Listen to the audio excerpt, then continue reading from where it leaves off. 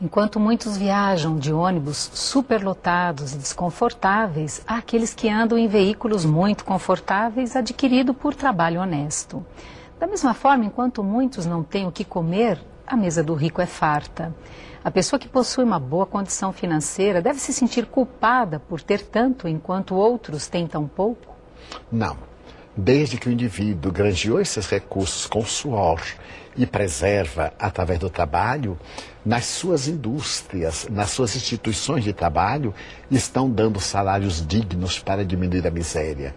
No entanto, poderia fazer mais. Poderia criar instituições de benemerência com o excesso de lucro. É lícito ao indivíduo que trabalhou desfrutar de todo o conforto e até do excesso, mas também repartir com aqueles que não têm chance. Eu li uma obra muito interessante de um autor brasileiro, no qual ele conta a sua história, que atingiu um patamar muito alto de valores financeiros. Mas a primeira coisa que ele lembrou foi dar salários justos aos operários e não esquecer das suas origens, como acontece com muitos que têm vergonha das origens, das raízes. E então ele procurou fazer na sua indústria não apenas um lugar de lucro, porque essas instituições não têm coração. Ele colocou o coração, fazer as assistências que as leis exigem, mas fazer muito mais, obras de benemerência e promoção social. Divaldo, agora nós vamos para um breve intervalo comercial e voltamos já. No site Mega Livros você pode comprar livros espíritas, espiritualistas e autoajuda sem sair de casa e com total segurança. Livros de Allan Kardec, Chico Xavier, Divaldo Franco, Zíbia Gasparetto, Augusto Cury, Vera Lúcia Marinzec, Alírio de Cerqueira Filho e muito mais. Acesse agora megalivros.com.br, o maior site do segmento espírita, espiritualista e autoajuda. A Rede Boa Nova de Rádio leva a seus ouvintes mensagens que podem mudar a forma de encarar a vida. Acesse www.radioboanova.com.br e ouça muito mais. Sintonize a antena parabólica. Em polarização horizontal, frequência 1240, canal de áudio 6.2. Na Grande São Paulo, em 1450M. Em Sorocaba e região, 1080M. Entre na sintonia da Boa Nova.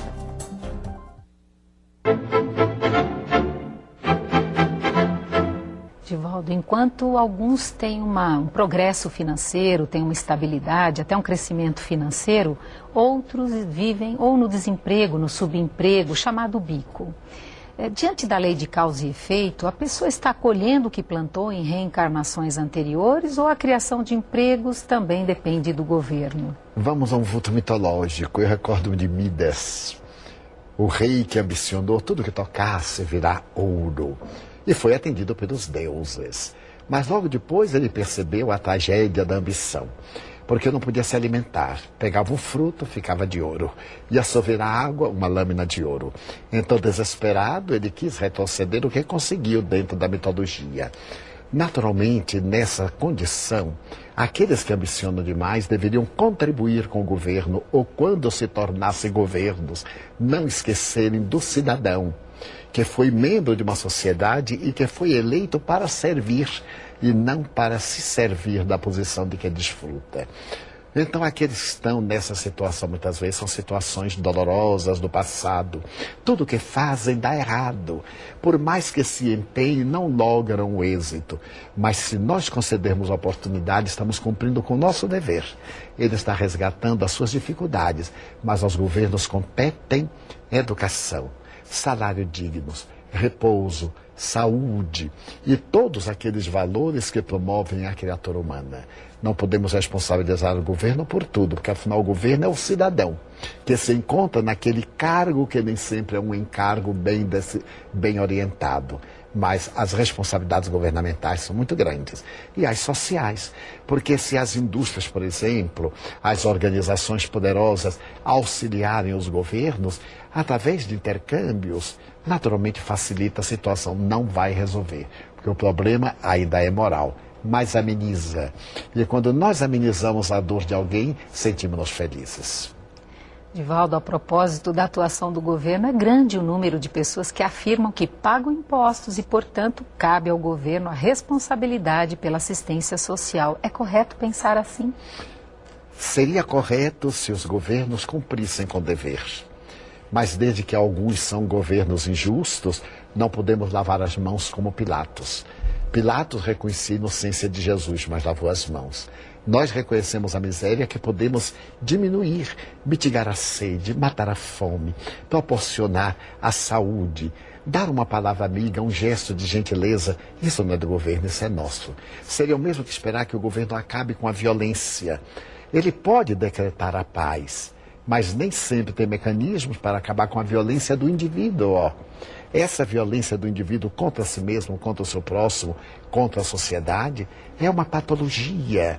Agora, quando estamos numa sociedade injusta, a violência é cobrar, através desse gesto de loucura, aquilo que deveria receber gratuitamente. E porque se sente discriminado, enlouquece e vai para a violência urbana, totalmente em desequilíbrio.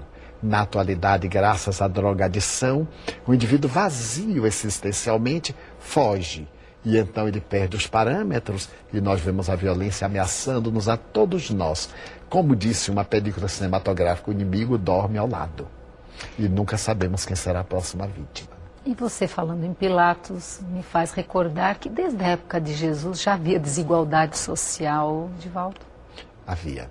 Eram chamados em hebraico Am Ha-Haaretz, aqueles que eram o populacho, que acorriam as grandes cidades, como Jerusalém, como Roma. Roma tinha aproximadamente 100 mil vagabundos, que viviam do panes et circenses.